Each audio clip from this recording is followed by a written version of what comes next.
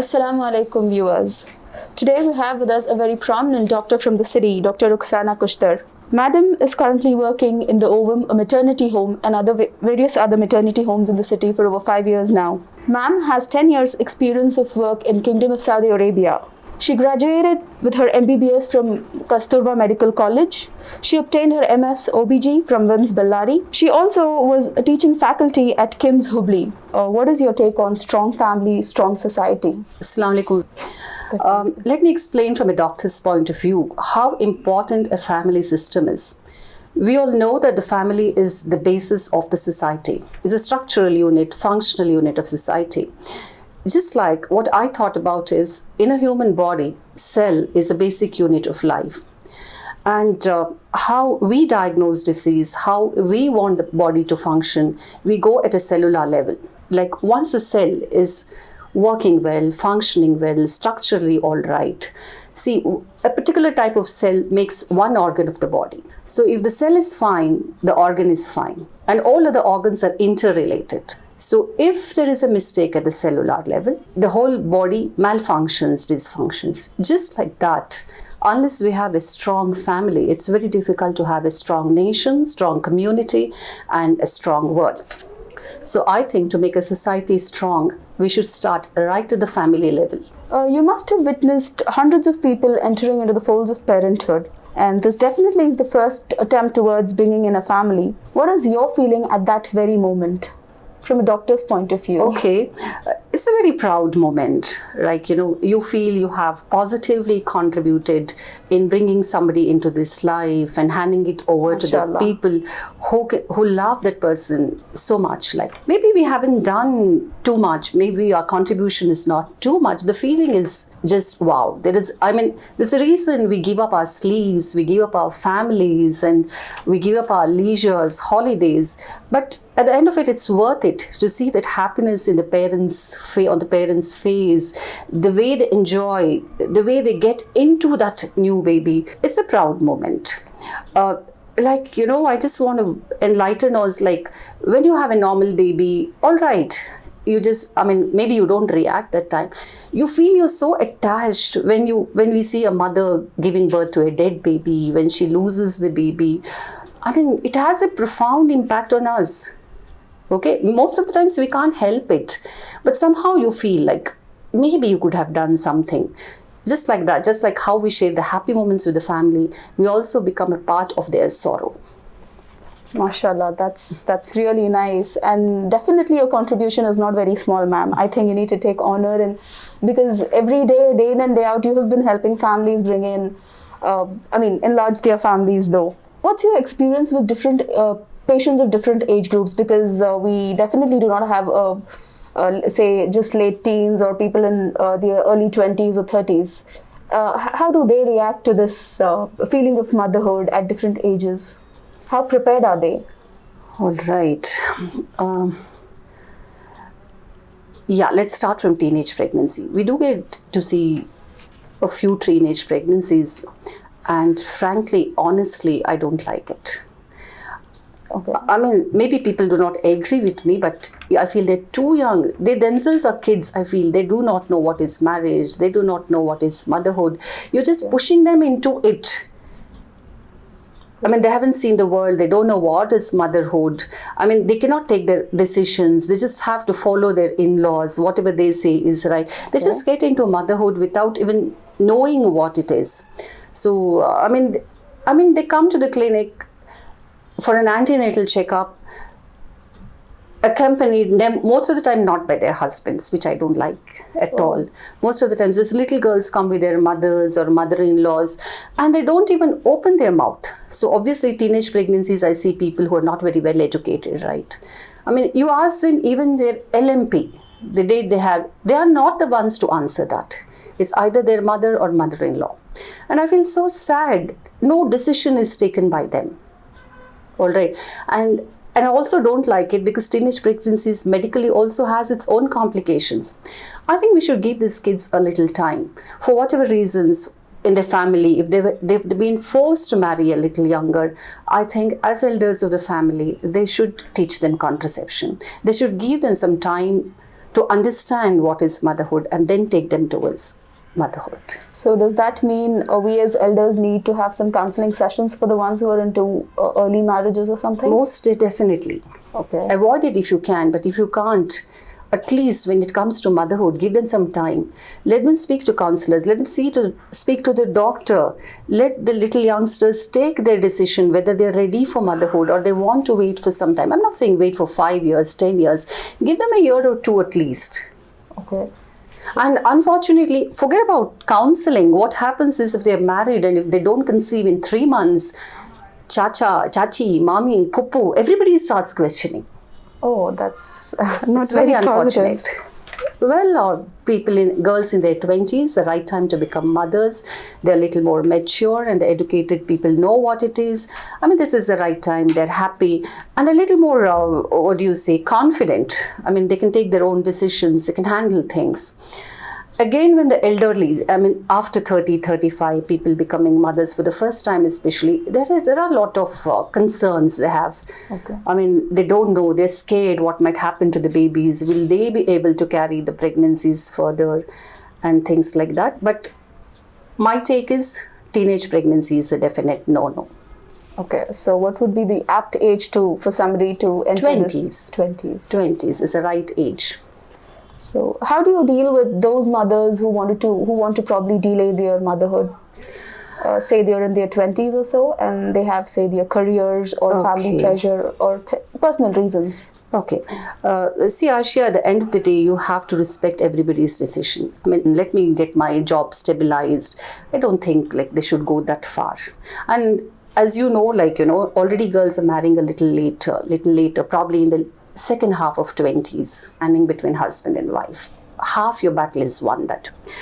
Okay, delegate the work, take help, and make your kids understand that this is a need for you. Your mother has to go out and work. And don't give in to these whims and fancies. I mean, just because you're going out and you're not able to spend time with that. Having said that, but whatever time you're spending with the kids, give your 100% to them. Having said that, delegation of work is important not just in a family. That's what makes a society. But again, we cannot do that from one end, right? This happens from a number of people working hand in hand with you. So how do we as individuals try to, say the working professionals, try to inculcate this habit of work delegation or work distribution in our surroundings? In the family, you mean? I think from what you're trying to tell, the first thing is your husband. Okay. Right. For that, I'll tell you, it doesn't start from a wife telling. It's not like from me telling my husband, okay, I'm going to the hospital, please look after the kid and feed him and things like that. This should start from his mother. Okay. I should, when we give birth to our sons, we should tell them, your family is equally your responsibility. Inculcate in them. Emphasize again and again, you tell them.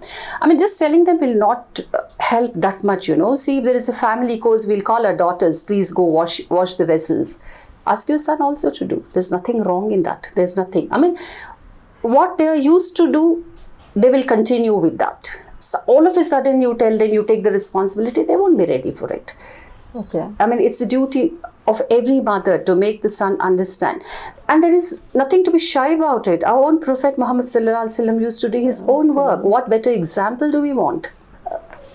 In your professional experience as a gynecologist, what kind of relationship do you witness in between husbands, wives and in-laws, since you brought that up? Yes, happy relationships are there, okay? Understanding husbands, understanding wives. And here, really, I'm very happy to tell you that boys now are more understanding than what I saw 10 years back. Really, they are more mature, they do the housework, they understand their wives. They sort of know how to strike a balance between their wives and their mothers. Yes. And I mean, it's a good change I'm seeing in the society. The counselor, you start feeling there's something wrong and there's something grossly wrong. It's shameful. I mean, I think it's not necessary. I mean, this is what, between husband and wives. In-laws, we all know that it's a big problem everywhere. Okay.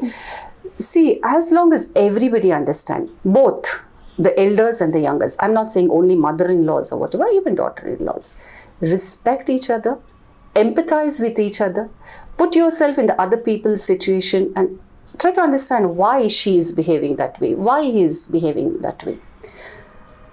There may not be love between them all the time, you know. If you just have understanding and respect for the fellow human being, I think things will work out. You must have encountered a lot of ladies who are unable to conceive, just like how you mentioned that infertility rates are increasing these days. So do women come and share their problems with you, and how are they treated in the family? Is it a taboo like how it was probably a few years ago, or are they counseled well and are they supported enough?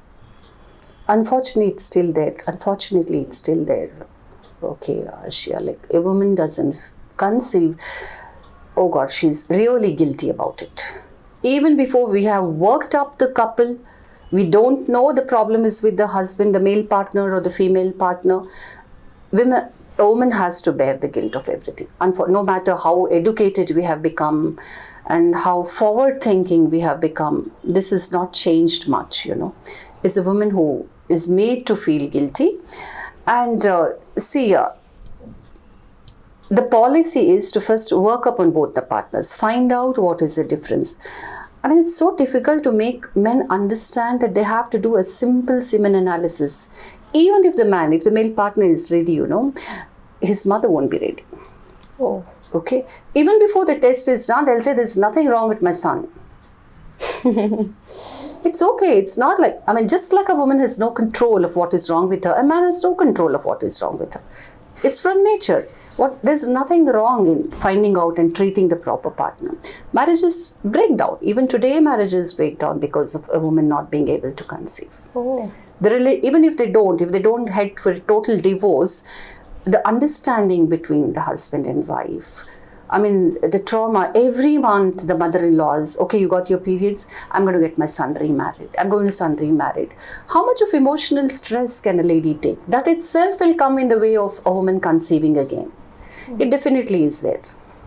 So you must have encountered a few ladies come up for abortions. So what are the kind of reasons they come up with, or why is it that they take these kind of extreme steps? All right, they might try to tell you so many things, but what I have analyzed at the end of the day, it's financial reasons.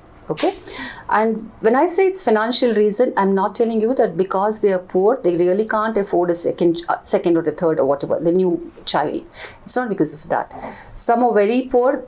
For them, it's a matter of like, from where will I feed the baby? Middle class, it's like, how will I educate my baby? How will I give him a little branded clothes or whatever it is? It's not a question of your food and shelter. And from the richer class, you won't believe, it's like, you know, higher education. How will I send 3 kids to you? I have heard women telling like, you know, we have this much of property, it will get divided between 3 kids.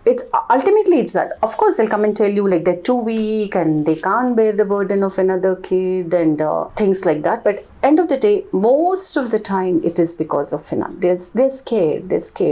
We forget, you know, that our risk is written at the time of our birth or much before that. We are not the one who is looking after or feeding our children. No matter what I try, ultimately it's their Qismat. It's what Allah has preordained for them. This is the reason. Yes, of course, there are other reasons. I mean, you know, when something like this happens, it's easy for us to come like a definite no, we are not going to be a party for that. There are other reasons, you know, baby has malformations, congenital anomalies.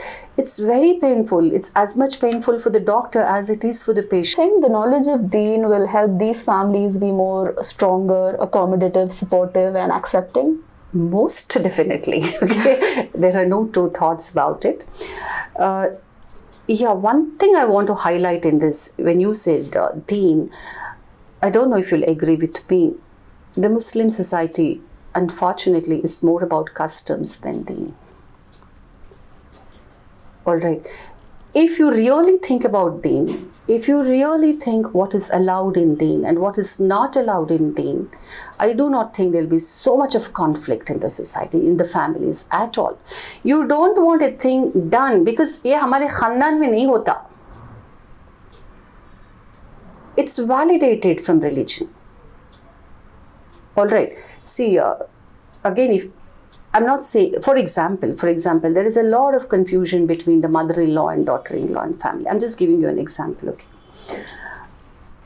Is a rich husband, he can afford to keep a separate house for his wife. They don't allow it. Just because लड़ो मर जाओ घर में, हर दिन ग़ीबत करो, हर दिन accuse each other, fill your amal with guna, but don't do something which is allowed by religion. This is one small example, you know. So please do not confuse culture with religion. If there is a conflict, first think about, does my religion allow me to do this? If yes, don't think twice about it. Those were golden words, ma'am, especially not confusing culture with the religion or the traditions. However, I'm sure our viewers are a little more thought-provoked after what you've said. Thank you so much for your time. Jazakallahu khairan kathira. We are highly obliged to you for taking away time from your tight schedule and helping our viewers know a few things about having families and how things that are not probably spoken about by others, you were open enough to share with our viewers. Thank you once again. Thank you, Arshiya. My pleasure entirely. Assalamu alaikum. Wa alaikum assalam.